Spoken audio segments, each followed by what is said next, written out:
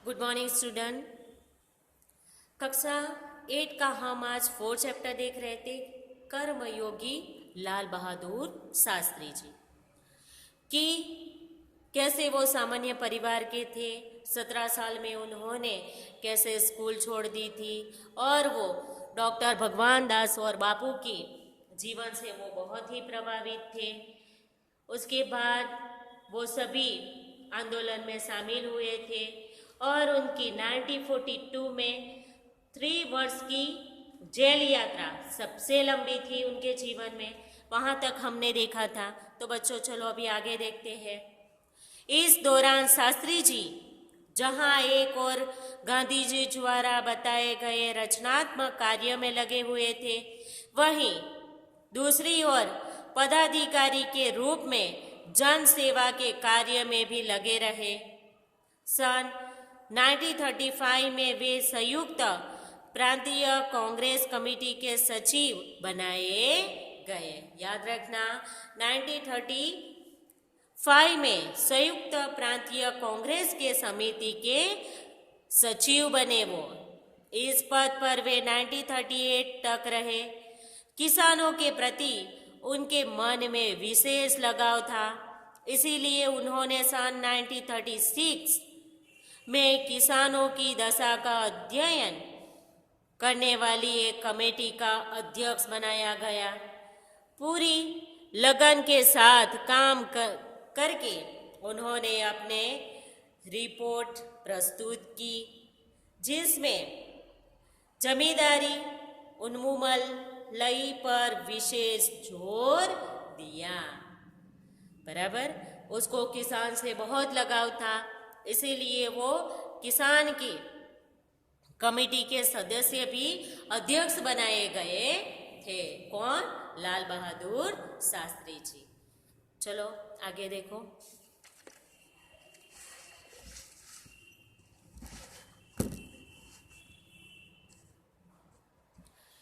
इसके बाद के 6 वर्षों तक वे इलाहाबाद की नगर पालिका से किसी न किसी रूप में जुड़े रहे।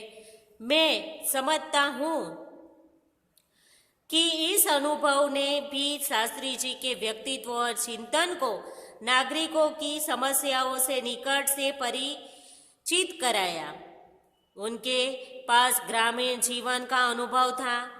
अब उसके साथ ही इलाहाबाद नगर पालिका के जन सेवा का भी अनुभव जोड़ दिया था।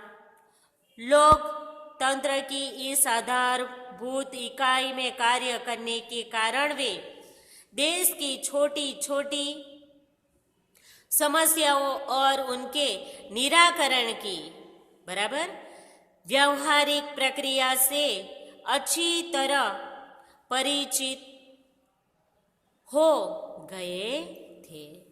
शास्त्री जी छोटी छोटी उसकी समस्या हर किसी की वो एकदम परिक्रिया हो गए थे। कार्य के प्रति निष्ठा और मेहनत करने की अदम्य क्षमता के कारण सन 1937 में वे संयुक्त प्रांतीय व्यवस्थापिका सभा के लिए निर्वाचित हुई। सही मायने में यही से शास्त्री जी के संसदीय जीवन की शुरुआत हुई, जिनका समापन देश के प्रधानमंत्री के पद तक पहुंचने में हुआ। शास्त्री जी को भारतीय राजनीति की इतनी सही और गहरी पकड़ थी कि श्रीमती इंदिरा गांधी ने उन्हें अपना राजनीतिक गुरु मानते हुए कहा था कि उन्हीं के मार्गदर्शन में मेरा राजनीतिक जीवन शुरू हुआ है।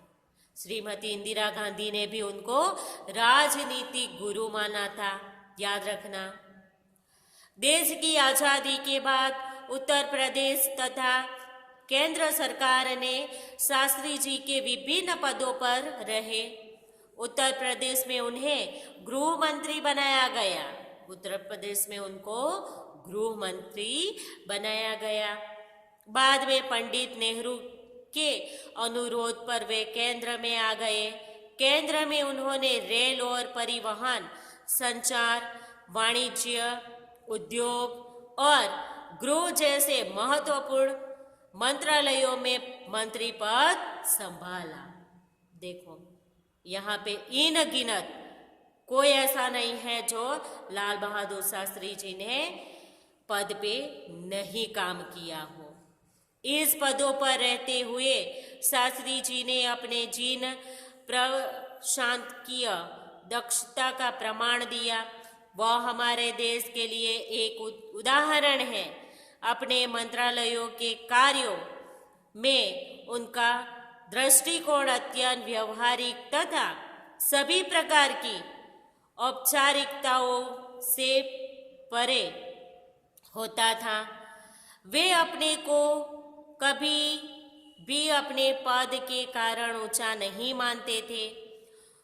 उनकी बड़ी सीधी सी धारणा थी कि वे जनता के शासक नहीं बल्कि जनता के सेवक हैं।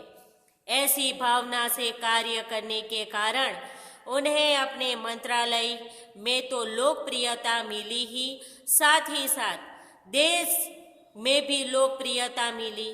इसी लोकप्रियता का परिणाम था कि पंडित नेहरू के निधन के बाद देश के उन्हें प्रधानमंत्री के रूप में स्वीकार किया।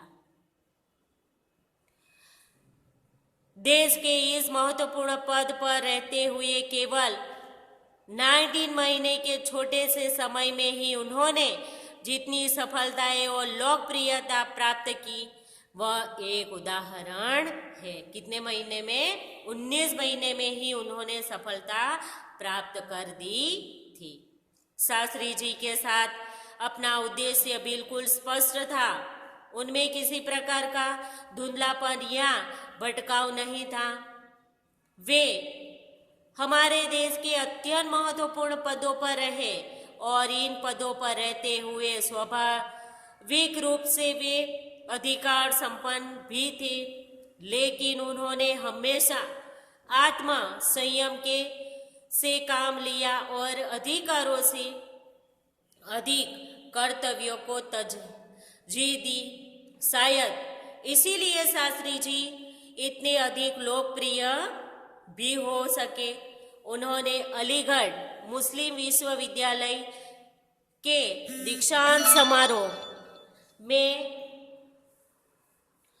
19 दिसंबर 1964 को छात्रों से संबोधित करते हुए कुछ इसी तरह के विचार व्यक्त किए थे।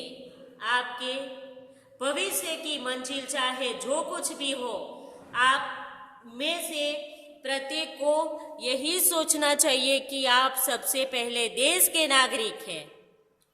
यह आपको संविधान द्वारा प्रदत्त कुछ अधिकार देता है, लेकिन इसे कुछ कर्तव्यों का भी बोझ आता है जिसे समझना चाहिए।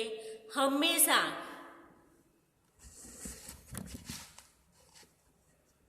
देश प्रजातांत्रिक है जो निजी स्वतंत्रता देता है, लेकिन इस स्वतंत्रता का उपयोग एक व्यवस्थित समाज के हित में स्वेच्छा से लगाए गए प्रतिबंधों के तहत होना चाहिए। अधिकार, कर्तव्य और आत्म संयम के बारे में यह अत्यंत महत्वपूर्ण है।